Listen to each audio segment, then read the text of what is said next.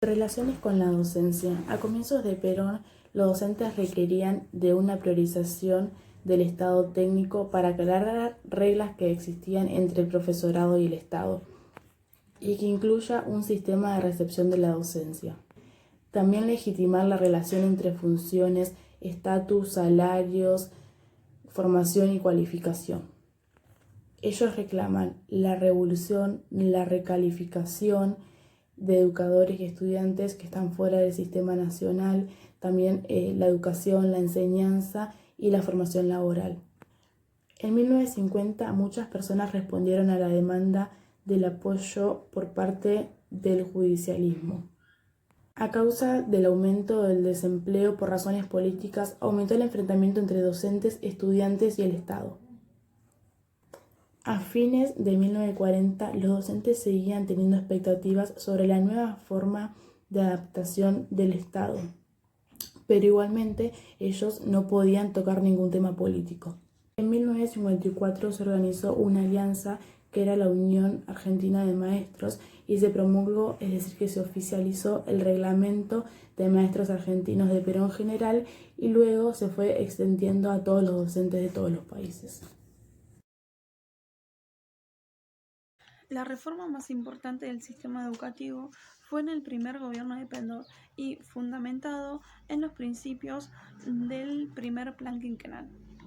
Este plan quinquenal destaca una filosofía educacional en donde permite equilibrar materialismo con idealismo y además pretende una compatibilidad entre los principios de enseñanza, entendiéndola como un todo, o sea que es para todos igual. Jorge Pedro Arizaga es el autor de este plan y trata de destacar una mejora en la pedagogía educacional, desde una educación del espíritu, desde una formación del hombre para el trabajo, una vinculación circundante basado en este plan y en las palabras de Perón. Por otro lado, también pretendía formar al niño en una inteligencia práctica sin dejar de lado las normas ya establecidas, los sentimientos y la voluntad de superación moral.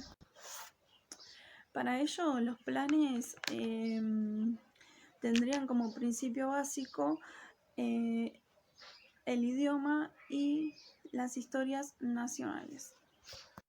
El nuevo plan primario se basaba en 3 ciclos. El primer ciclo, que era preescolar, era entre niños de 4 y 5 años. Después el segundo ciclo, que se dividía en 5 años, este sí era obligatorio, que era entre los 6 y los 11 años. Un tercer ciclo, que también era obligatorio, y era de 2 años, de los 12 a los 14 años.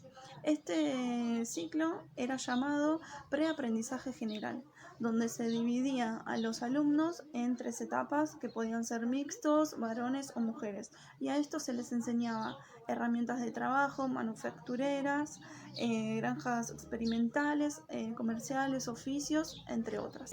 Bachillerato clásico se dividía en un solo ciclo de 5 años. Los primeros 3 años se daban conocimientos generales y en los últimos 2 años se daban artes y oficios.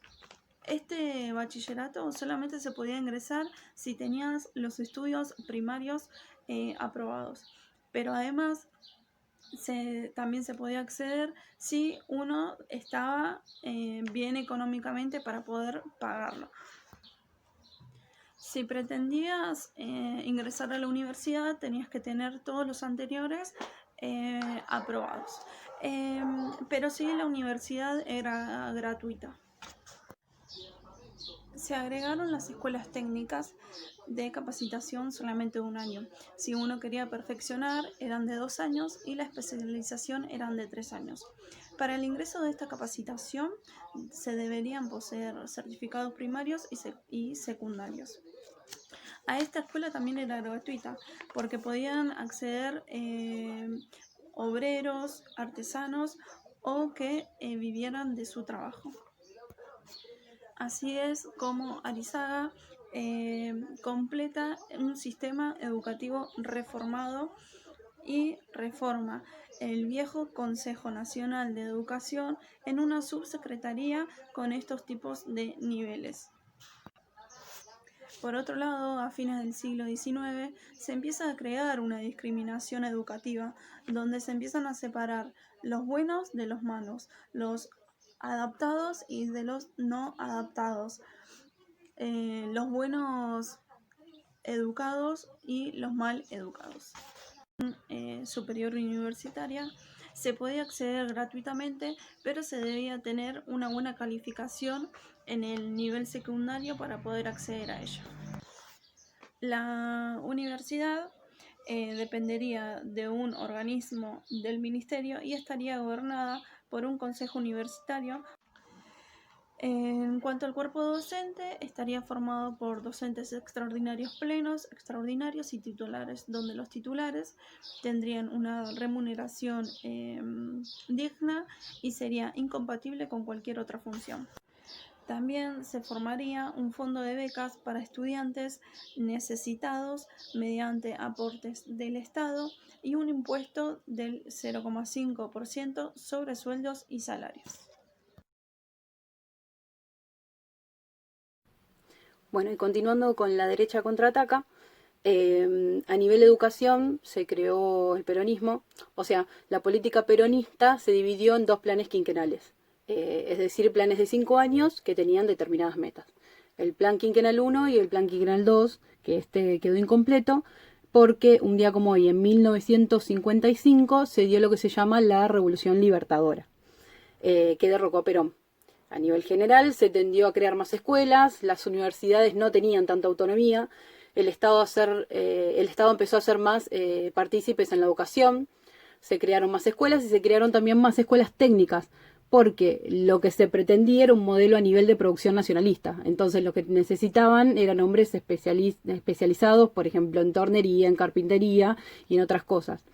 Se tendió a eso porque no había tantas personas preparadas justamente en eso. Argentina era un país totalmente agroexportador, o sea, la industria no le daban tanta importancia, por eso la educación tendió a eso. Pero también, ¿qué pasó?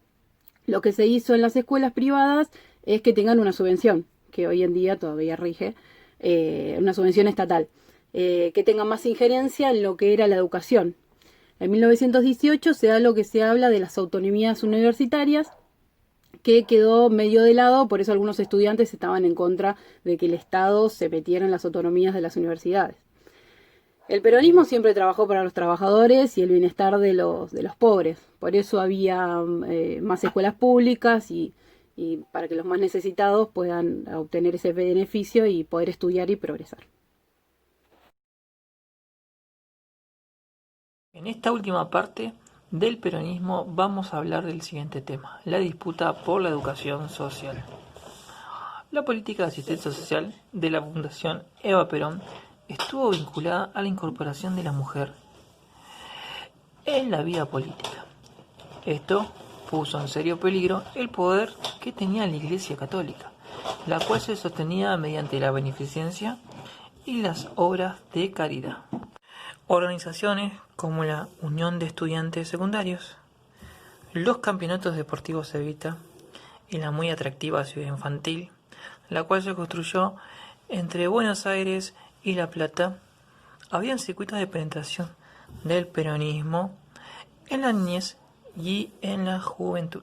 El trabajo de las unidades básicas competía con la prédica territorial de las parroquias y asimismo con la acción de las organizaciones sociales de la Iglesia encontraba competencia en muchas agrupaciones civiles justicialistas. El conflicto entre el peronismo y la Iglesia Católica no tardó en estallar y se terminó manifestando con mucha fuerza en el tema educacional. En el segundo gobierno de Perón oscilaba entre la profundización de la modernización del Estado, de las reformas sociales y de la independencia nacional. Esta es una política que más tarde la llamaría la política desarrollista. En ambos casos, el nacionalismo católico pierde demasiado terreno. En el año 1954, el peronismo había dictado la ley de divorcio, la ley de profilaxis, había sacado un decreto por la supresión de festividades religiosas y había suprimido la enseñanza religiosa en las escuelas públicas. La ley de supresión de la enseñanza religiosa fue acompañada por la ley de derogación de la extensión de impuestos que beneficiaba claramente a la Iglesia Católica. El problema de la enseñanza religiosa fue debatido por el Congreso de la Nación en dos oportunidades. Una en el año 1947 y la otra en el año 1956. Y de esta manera termina el tema, la disputa por la educación social en el peronismo. Gracias.